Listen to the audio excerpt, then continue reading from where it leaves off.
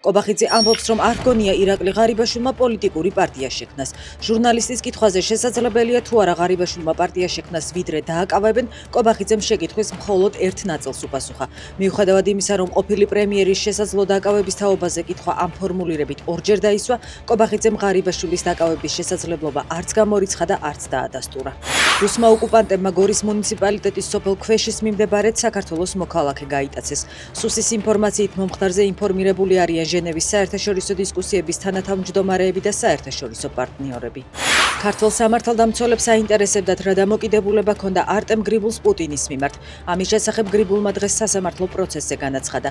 მან დეტალურად გაიხსენა დაკავების დღე 17 დეკემბერი და თქვა, რომ ნარკოტიკი მასაც და ანასტასია ზინოვკინასაც სწორედ პოლიციამ ჩაუდო. მისივე თქმით, განყოფილებაში გადაყვანის შემდეგ დაჟინებით მოსთხოვეს წყლის დალევა, გამოყენებული ჭიქა კი თავად პოლიციელებმა წაართვეს. უკრაინასთან დაკავშირებული მოლაპარაკებების შესახებ ევროპული საბჭოს წევრებთან ვიდეოკონფერენცია მიმდინარეობს. შეხვედრა ანტონიო კოშტამ მოიწვია. ევროპული საბჭოს პრეზიდენტი წერს, რომ ევროკავშირი მტკიცედ უჭერს მხარს უკრაინელ ხალხსა და პრეზიდენტ ზელენსკის. საზოგადოებრივი მაუწყებლის აჭარის ტელევიზიისა და რადიოს დირექტორი ვლადიმერ ტატიშვილი თანამდებობიდან გადადგა.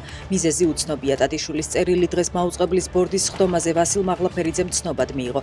ტატიშვილმა თანამდებობა ვადის ამოწურვამდე 3 თვით ადრე დატოვა.